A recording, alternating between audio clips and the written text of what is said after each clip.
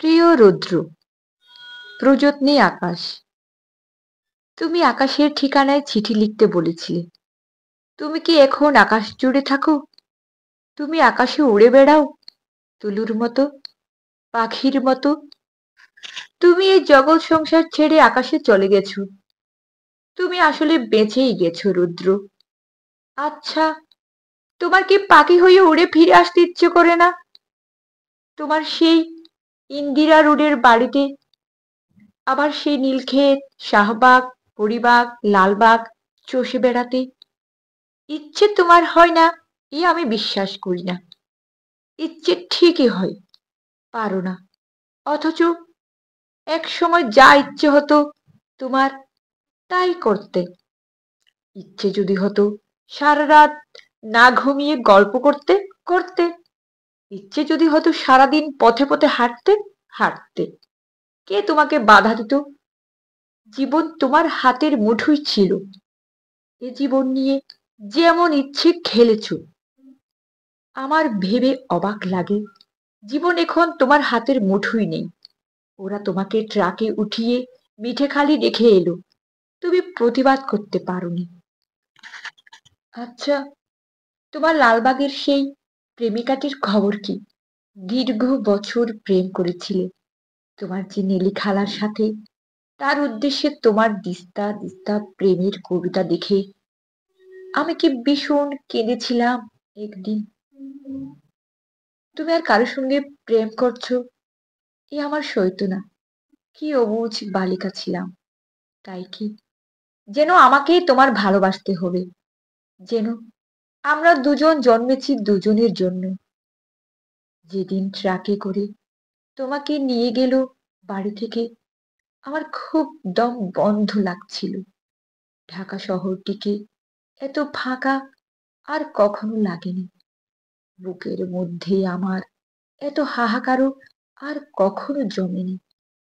আমি ঢাকা ছেড়ে যেদিন চলে গিয়েছিলাম ময়মনসিংহে, আমার ঘরে তোমার বাক্স ভর্তি চিঠিগুলো হাতে নিয়ে জন্মের কান্না কেঁদেছিলাম।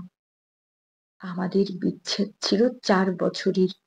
এত বছর পরও তুমি কি গভীর করে বুকের মধ্যে রয়ে গিয়েছিলে, সেদিন আমি টের পেয়েছি। আমার বড় হাসি পায় দেখে এখন তোমার শয়ে শয়ে বন্ধু বেরুচ্ছে।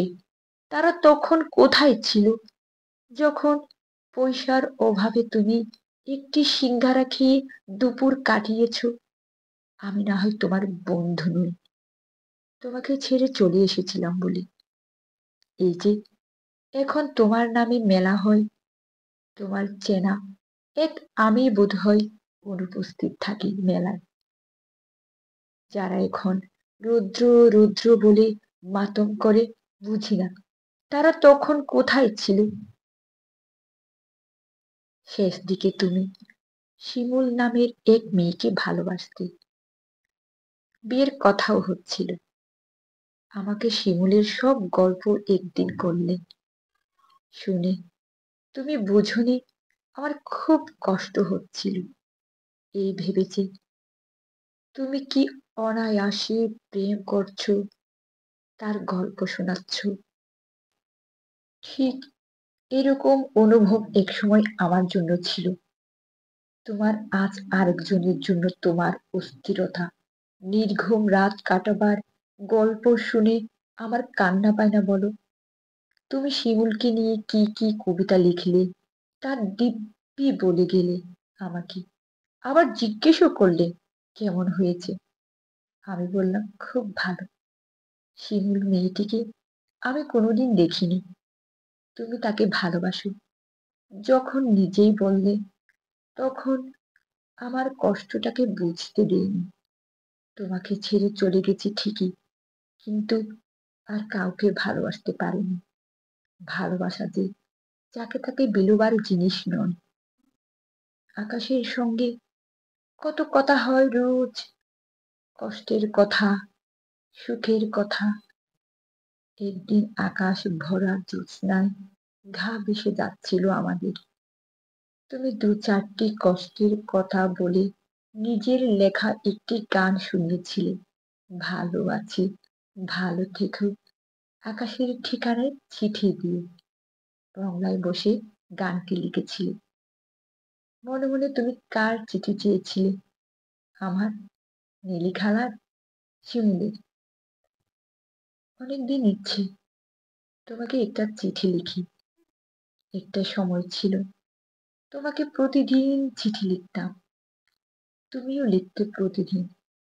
সেবার আর্মিটোলার বাড়িতে বসে দিলে আকাশের ঠিকানায়। তুমি পাবে তো এই চিঠি? জীবন এবং জগতের তৃষ্ণা তো মানুষের কখনো মেটে না, তবু মানুষ আর বাঁচে কদিন বলো? দিন তো ফুরোয়, আমার কি দিন ফুরোচ্ছে না? তুমি ভালো থেকো, আমি ভালো নেই।